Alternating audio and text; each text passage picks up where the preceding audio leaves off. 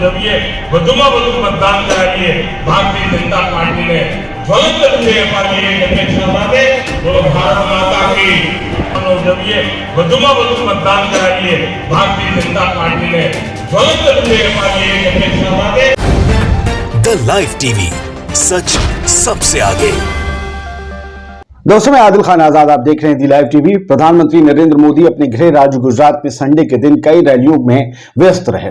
उन्होंने कई जगह रैलियां की और लगातार गुजरातियों को यह संदेश देने की कोशिश की कि भैया, आपके विकसित गुजरात का डंका दुनिया में बज रहा है। लेकिन प्रधानमंत्री मोदी शायद ये देख नहीं पाए कि उनकी रैली में भाजपा की लंका लग रही है, क्योंकि हजारों हजार कुर्सियां पीछे खाली पड़ी थी। ये कुर्सियां क्यों लगवाई गई थी?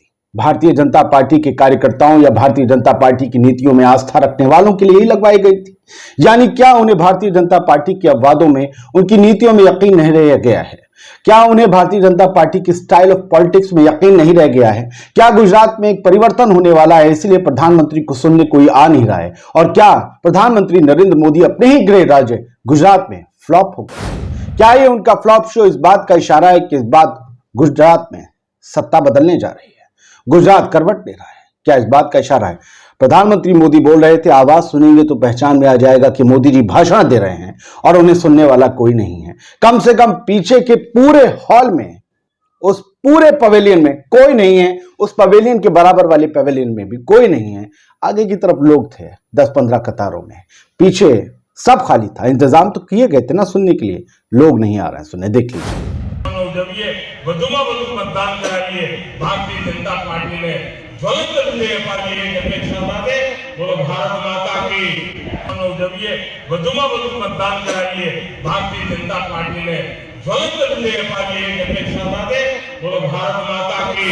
तो आपने देखा, प्रधानमंत्री मोदी बोल रहे हैं, स्पीकर पर चल रही बातचीत उनकी दूर हदे निगाह तक, जहां तक आपकी निगाह जा रही है वहां तक कुर्सियां खाली हैं, कतारों में खाली हैं। व्हाइट कुर्सियां आसानी से आपको दिख जाएंगी, पीछे की तरफ खाली हैं। यहां पर कोई भी गोदी चैनल आपको नहीं दिखेगा जो इन खाली कुर्सियों को दिखाए। लेकिन गुजरात का स्थानीय चैनल जीएस टीवी है जो ये दिखाने का जीवट दिखा रहा है।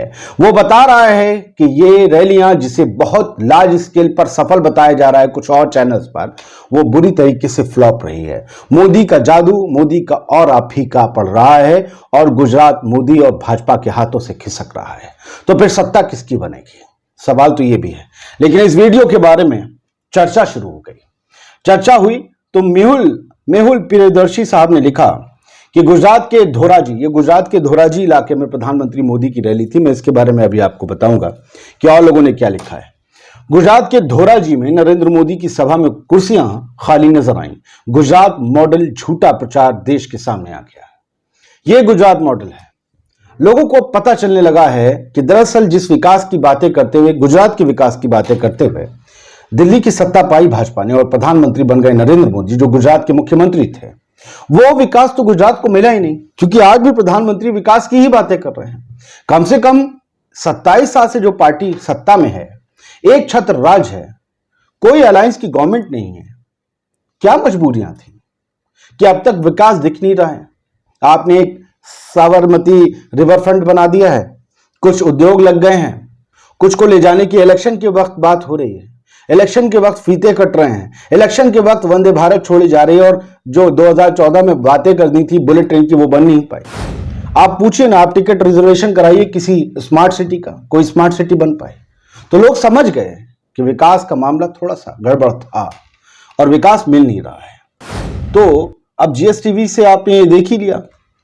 ये वीडियो उन्होंने गुजराती में शेयर किया था कि धोराजी में प्रधानमंत्री मोदी की सभा में खाली कुर्सियां हैं। अब इसके अलावा जो है जीएसटीवी का एक और वीडियो देखिए। गुजराती में उन्होंने लिखा है, प्रधानमंत्री भी गुजराती में बोले, लेकिन गुजराती इतनी अच्छी भाषा है कि आप हिंदी बोलने वाले भी उसे आराम से समझ सकते हैं। यहां पर लिखा है, इंग्लिश का तर्जुमा यह है कि this election is not for 5 years, this election is for what Gujarat will be like in 25 years, कि ये 5 साल के लिए इलेक्शन नहीं है, बल्कि गुजरात अगले 25 सालों में क्या होगा, ये इलेक्शन उसके लिए है। तो 27 साल से सत्ता में रहने वाली बीजेपी ने गुजरात के लिए क्या किया है जो उसे अगले 25 साल और चाहिए? क्या रह गया है?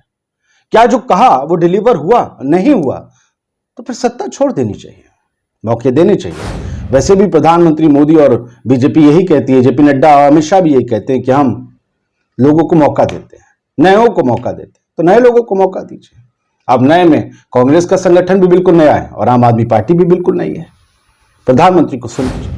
ઉજ્જવળ ભવિષ્ય થાય ગુજરાતની આ પેઢીઓને આવનારા 100 વર્ષ સુધી પાછા વળીને જોવું ન પડે એવું મજબૂતીનું કામ કરવું છે અને એટલા માટે આ 25 વર્ષ ખૂબ મહત્વના છે ભાઈઓ। આ ચૂંટણી 5 વર્ષ માટે નથી। तो प्रधानमंत्री अगले 25 साल मांग रहे हैं गुजरात के लोगों से और कह रहे हैं कि मांग तो 5 ही साल रहे हैं, लेकिन वो कह रहे हैं कि अगले 25 साल में गुजरात क्या होगा वो आप उसके लिए हमें 5 साल और दीजिए।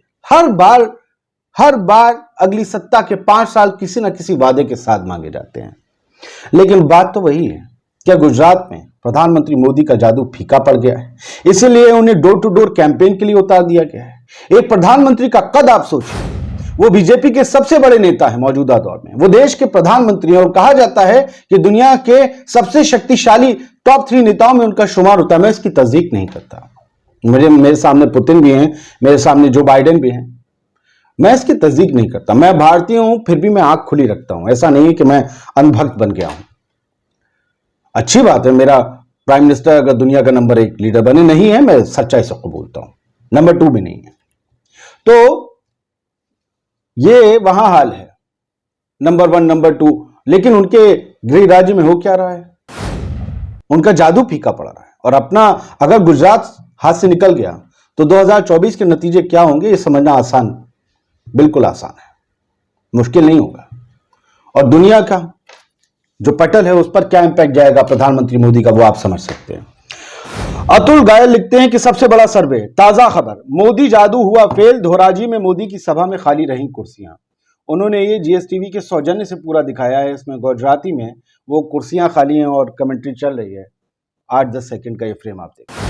આ સભામાં 1 લાખ લોકોને ભેગા કરવાનો ટાર્ગેટ હતો, પરંતુ સભામાં માણસો ઓછા આવતા ક્યાંક સંગઠનની અંદર પણ હડકંપ મચી ગયો છે। तो ये सब कुछ है जो आपसे छुपाया जा रहा है और बताया कुछ और जा रहा है, लेकिन कुछ लोग हैं जो आपको अलग तरीके से बताते हैं। इसमें डॉक्टर राजेश शर्मा भी हैं और ये जो है नर्मदा हेल्थ ग्रुप के सीईओ बताते हैं अपने आप को, लिखा है इनकी प्रोफाइल में, लिखते हैं गुजरात अपने पुत्र देश के प्रिय प्रधानमंत्री नरेंद्र मोदी जी पर अपना स्नेह लुटाने में सबसे आगे रहता है।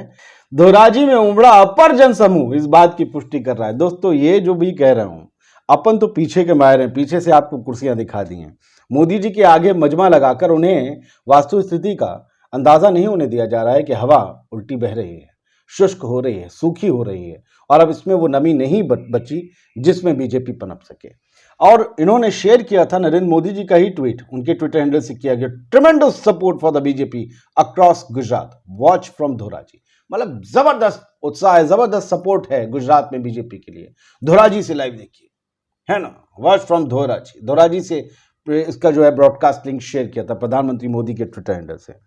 अब जो है गरम दल कांग्रेसी, मेहुल हैं कोई साहब कांग्रेस के, वो लिखते हैं, मेहुल कांग्रेस करके ट्विटर हैंडल है गरम दल कांग्रेसी, कि गुजरात के धोराजी में नरेंद्र मोदी की सभा में कुर्सियां खाली नजर आई, गुजरात मॉडल झूठा प्रचार देश के सामने आ गया।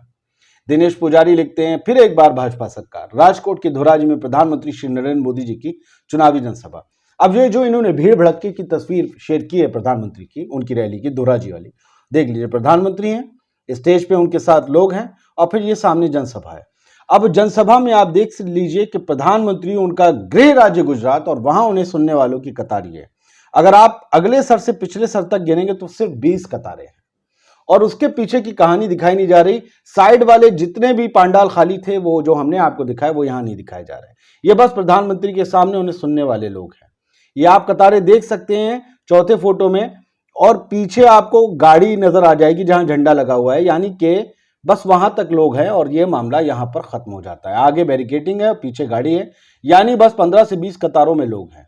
प्रधानमंत्री को सुनने गुजरात में तो लाखों लोगों को आना चाहिए था। अगर हजारों जमा नहीं हो पा रहे हैं तो चिंता का विषय है, और ये चिंता का विषय है कि जो इस वक्त बीजेपी में चुनाव चल रहा है, क्या उसमें जनता कुछ बदलाव करने जा रही है? और जनता अगर बदलाव कर रही है तो फिर क्या ये भाजपा के लिए अच्छा है या बुरा है? क्योंकि रिवाइवल भी कभी कभी आगे की सत्ता के लिए कुछ मजबूती देता है। अगर एक चुनाव आप हार जाते हैं तो मजबूती से फिर और चुनाव में लग जाते हैं, वो आपके लिए अलार्म होता है, इसलिए अच्छा होता है। लेकिन ये हार तो बहुत बुरा संदेश देगी, क्योंकि ये गुजरात है। राहुल गांधी की जो भारत जोड़ो यात्रा चल रही है, क्या उसका भी इंपैक्ट गुजरात के चुनाव पर पड़ रहा है? जिस तरीके से भारत जुड़ता चला जा रहा है, अपार जनसमूह इकट्ठा हो रहा है, अपार जन समर्थन मिल रहा है राहुल गांधी को, लोगों को लग रहा है कि हाँ, अब कोई नेता है जो हमारे लिए सड़कों पर चल। और क्या दांडी मार्च से बड़ा ये मार्च है, ये भारत जोड़ो यात्रा एक इतिहास है। ये 70 दिन से कोई आदमी पांव में छाले पड़ गए फिर भी चला जा रहा है भारत जोड़ने के लिए, प्यार का पैगाम फैलाने के लिए। तो क्या उसका असर है? राहुल गांधी ने ट्वीट शेयर किया है। शिवाजी महाराज के साहस, बाबा साहेब के दिए संविधान, महात्मा फुले की शिक्षा और सभी महाराष्ट्र वासियों के प्रेम को प्रेरणा बनाकर आगे बढ़ रहे हैं। इस सत्कार और अभूतपूर्व अनुभव के लिए प्रदेश के लोगों को दिल से धन्यवाद। जय शिवाजी, जय महाराष्ट्र। और ये वही शिवाजी है जिन्हें भाजपा औरंगजेब से माफी मांगने वाला बता रही है, वो अपमान कर रही है और राहुल गांधी उनको नमन कर रहे हैं। ये वीडियो देख लीजिए, भारत जोड़ो यात्रा और राहुल गांधी।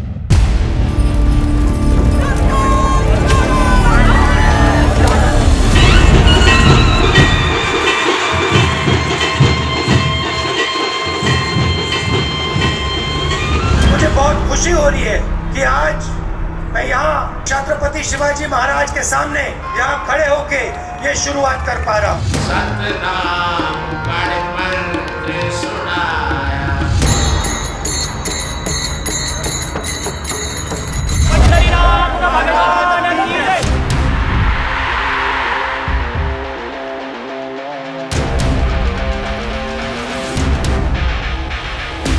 आप वनवासी नहीं हो, आप आदिवासी हो और आप ओरिजिनल मालिक हो इस देश के। तो दोस्तों, क्या आपने समझा कि भारत जोड़ो यात्रा का इंपैक्ट गुजरात के चुनाव में बीजेपी के ऊपर पड़ रहा है? और यही वजह है कि प्रधानमंत्री की लोकप्रियता में कमी आई है, क्योंकि उनके सामने राहुल गांधी एक मजबूत चेहरे के तौर पर इमर्ज हुए हैं। और लोगों को लगा है कि वो, क्योंकि बहुत से लोग हमें मिलते थे, यार मोदी जी को और बीजेपी को ना दें वोट तो किसे दें, तुम ही बताओ आदिल, ये कहते थे कि उन्हें सामने कोई मजबूत नेता।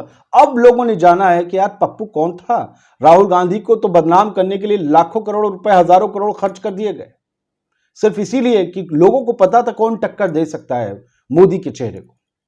राहुल गांधी ने उस मिथक को तोड़ दिया है। राहुल गांधी जो बनकर उभरे हैं, जो अब लोगों को उनके बारे में पता चला है, उससे बीजेपी में खलबली है। और प्रधानमंत्री मोदी गुजरात में अब सुने नहीं जा रहे हैं, कुर्सियां खाली हैं।